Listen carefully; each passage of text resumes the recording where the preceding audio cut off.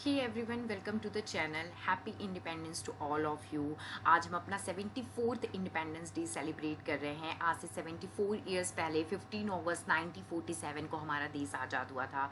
इस 74 ईयर्स में बहुत कुछ चेंज हो गया। इंडिया के अंदर बहुत सारे लॉज भी चेंज हुए, क्योंकि ये टाइम की रिक्वायरमेंट थी कि जैसे जैसे सोसाइटी चेंज हो रही है, सिचुएशन चेंज हो रही है, तो लॉ का चेंज होना भी बहुत स्वाभाविक है। इसी चेंज का एक एग्जाम्पल आज मैं आपके साथ डिस्कस करने वाली हूँ। और इससे ये इसलिए और भी ज़्यादा इम्पॉर्टेंट है क्योंकि अभी सुप्रीम कोर्ट ने इससे रिलेटेड एक लैंडमार्क जजमेंट दिया है। अगस्त 2020 में विनीता शर्मा वर्सेस राकेश शर्मा का केस बहुत ज़्यादा इम्पॉर्टेंट है, क्योंकि ये एक लैंडमार्क जजमेंट है। इस जजमेंट का मैं आपको पहले मेन हाईलाइट बता देती हूँ। यहाँ पे क्या हुआ है कि इस जजमेंट का जो मेन हाईलाइट है वो दो है। पहली तो कि डॉटर्स को इक्वल को पार्सनरी राइट्स है अपने फादर की प्रॉपर्टी में, जिसको हम एंसेस्ट्रल प्रॉपर्टी भी कहते हैं, जो कि पहले नहीं हुआ करती थी। मैं अभी इसको डिटेल में आगे डिस्कस करूंगी। तो अब जैसे सन्स को पार्सनरी राइट होती है, वैसे इक्वली डॉटर्स को भी है। और दूसरी चीज कि हिंदू सक्सेशन अमेंडमेंट एक्ट 2005 जो था, उसका रेट्रोस्पेक्टिव इफेक्ट है। अब ये रेट्रोस्पेक्टिव इफेक्ट क्या होता है और ये अमेंडमेंट क्या था, इसको हम अभी डिटेल में डिस्कस करेंगे। तो सबसे पहले मैं आपके साथ डिस्कस करना चाहती हूँ हिंदू सक्सेशन एक्ट 1956 का सेक्शन 6, जो 2005 के अमेंडमेंट के पहले का था, जो ओरिजिनल प्रोविजन है इस एक्ट का। अगर मैं आपको हिंदू सक्सेशन एक्ट के बारे में बताऊं तो ये हिंदूज के ऊपर में अप्लाई होता है। हिंदूज के जो सक्सेशन और इनहेरिटेंस से रिलेटेड चीज़ें हैं उसको इस एक्ट में डील किया गया है। यहाँ पे बताया गया है कि कैसे किसको प्रॉपर्टी जाएगी, किसके थ्रू जाएगी, उसका वे क्या होगा, कितना शेयर जाएगा, ये सब कुछ इस सक्सेशन एक्ट के अंदर डिस्कस किया गया है।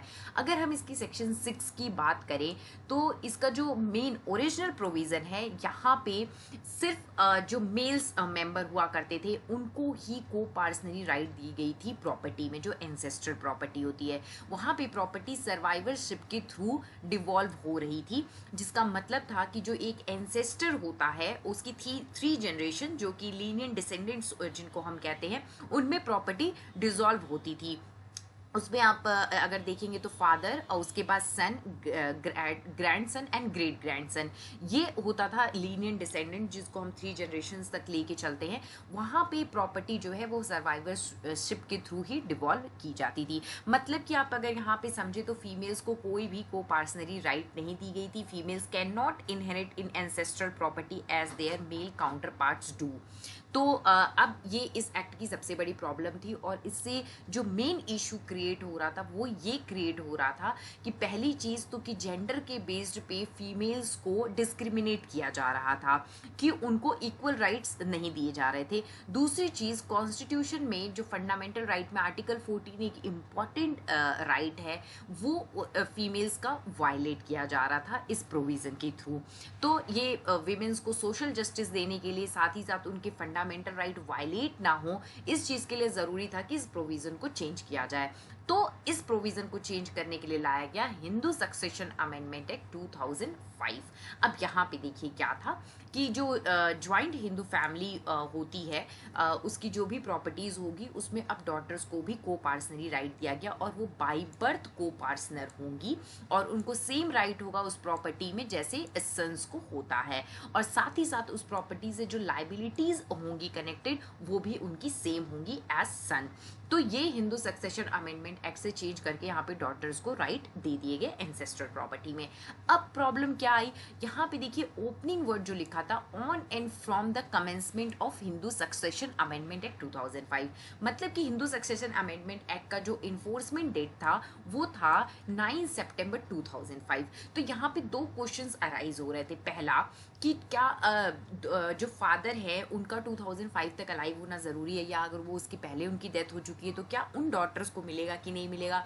डॉटर्स का जो डेट ऑफ बर्थ है, क्या वो भी ज़रूरी है कि कब वो बॉर्न होनी चाहिए, इसके पहले या इसके बाद, तभी उनको मिलेगा। ये जो है इस अमेंडमेंट एक्ट के थोड़े से फेलोर्स थे जिसकी वजह से ये कन्फ्यूजन काफ़ी ज़्यादा हो गया था। और इसी से रिलेटेड 2016 में एक इम्पॉर्टेंट जजमेंट आया था प्रकाश वर्सेस फूलवती का।